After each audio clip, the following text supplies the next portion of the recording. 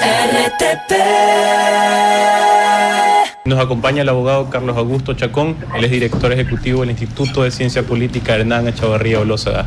Augusto, muy buenos días por parte de nuestro panel y de nuestra audiencia. Muy buenos días, un gusto saludarlos, ¿cómo están? Muy bien. Quisiera hablar sobre el tema colombiano, que ha pasado mucho quizás en los últimos 4 o 5 días, y tratar al menos de llevar nuestra entrevista en 3 puntos principales. La primera, empecemos por quizás el acto más impactante que ha conmocionado a la región, que fue el intento de asesinato del senador Uribe. ¿Qué se vivió durante ese fin de semana y cuáles fueron quizás las consecuencias a nivel político después de ese intento de asesinato? Pues varias cosas. Lo primero es que fue un desafortunado y muy condenable hecho en contra de un senador de la República y precandidato. Miguel Uribe Turbay se encontraba en una localidad de Bogotá haciendo campaña, reunido con la gente, cuando un sicario de 14 años le disparó por la espalda, propinándole varias heridas, una de ellas en la cabeza, que lo tiene en este momento en condición crítica en una clínica de la ciudad de Bogotá. Estamos pues muchas personas orando por su pronta recuperación. Lo segundo es que claramente esto cambia totalmente la campaña electoral. Estamos a un año de elecciones y esto lo que pone de manifiesto es que el gobierno colombiano, a través de las distintas entidades de seguridad, es incapaz de garantizar la seguridad de los candidatos presidenciales. Eso es terrible para un país como Colombia. No es que estemos viviendo exactamente lo mismo, pero inmediatamente el fin de semana muchos recordamos lo que era Colombia hace 30 años, con una gran diferencia, y es que hace 30 años sabíamos que el principal criminal de Colombia se llamaba Pablo Escobar. Pablo Escobar era el que mandaba atentar contra los candidatos presidenciales. De hecho, fue el responsable del asesinato de la mamá del hoy senador Miguel Uribe Turbay, que está en la clínica luchando por su vida. La mató Pablo Escobar, la mandó matar Pablo Escobar para presionar al gobierno para que no extraditaran a los narcotraficantes. Entonces, básicamente, genera una tensión, un ambiente de mucha inseguridad, de mucha presión sobre los candidatos presidenciales de oposición. Se siente que no hay garantías porque pues básicamente la seguridad de los precandidatos está en manos del gobierno nacional, y el gobierno ha tenido una serie de actitudes que sinceramente pues desconciertan.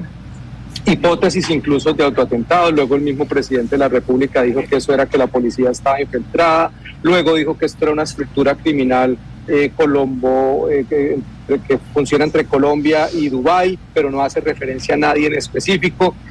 No hay claridades. Los videos muestran que el sicario tenía un celular, dicho celular ahora no aparece.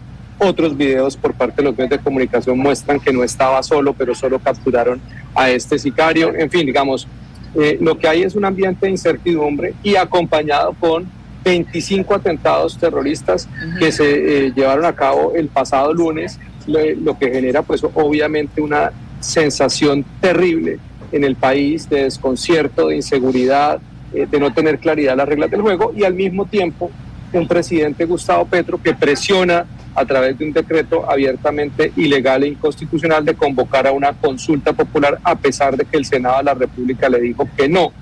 Él insiste en que lo va a convocar por decreto. Los ministros que firmaron ese decreto están prevaricando, tendrían que, si se aplica la ley en rigor, tendrían que ir presos ante la justicia penal, y en este momento el Congreso se encuentra votando una reforma laboral bajo el chantaje del gobierno de Gustavo Petro de que si no pasan esa reforma laboral, él saca el decreto. Pero, cosa extraña, el propio partido del gobierno no votó favorablemente la ponencia que daba lugar a ese proyecto de ley en la plenaria del Senado. Entonces estamos en un ambiente total de incertidumbre, de confusión, de sinsabor, de miedo, porque claramente lo que estamos viendo es toda una acción política que contrasta con unos hechos violentos.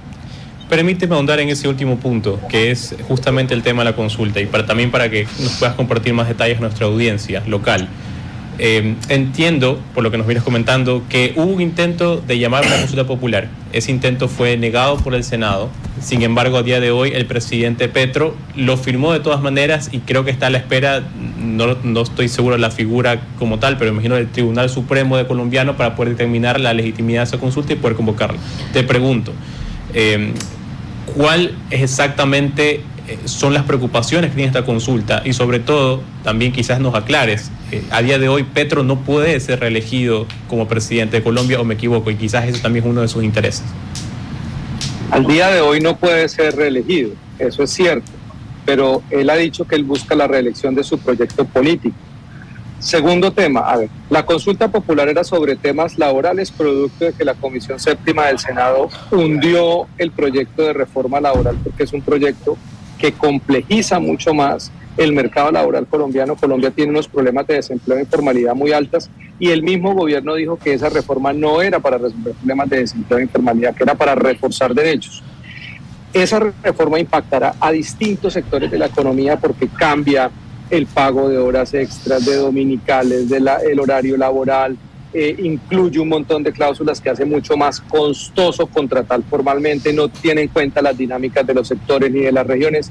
Distintos miembros de gremios, de sectores empresariales, advirtieron o han venido advirtiendo cuáles son los riesgos de esa reforma. Nosotros en el Instituto de Ciencia Política hemos participado en más de 8 o 9 audiencias públicas y mesas de trabajo explicando por qué esa reforma era mala. La Comisión Séptima la hunde en su legítimo derecho de hacerlo porque así es el trámite y seguramente en Ecuador en la Asamblea también pasa lo mismo. Los parlamentarios pueden aprobar o no un proyecto. Entonces el gobierno dice, como no me aprobaron esa reforma laboral, someto esto a una consulta popular. El procedimiento es, el presidente envía la solicitud de consulta popular al Senado de la República y el Senado tiene 30 días para decir si se la aprueba o no se la aprueba sobre la base de unas preguntas.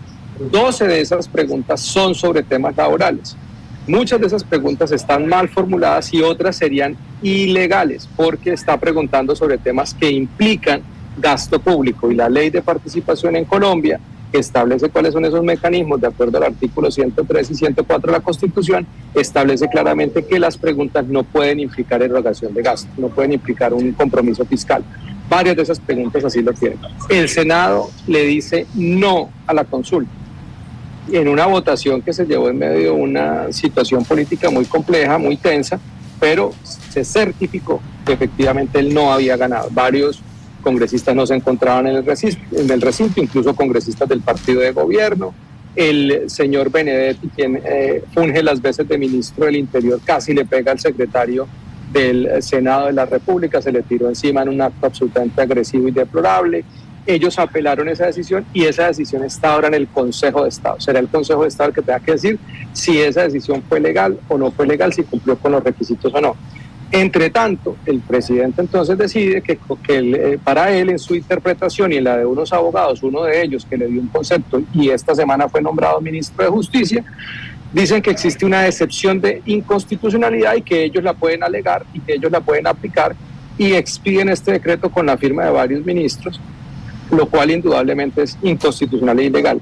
¿Qué dice el presidente? Que esto lo tendrá que revisar la Corte Constitucional, en efecto, pero eso es ex post a la convocatoria de la consulta. Lo que hay que hacer y lo que corresponde legalmente es que se demande ante el Consejo de Estado este decreto por ilegal, se pidan medidas cautelares como la suspensión de los efectos del decreto para que el registrador no tenga que convocar. Además, porque es muy irresponsable lo que hace el gobierno.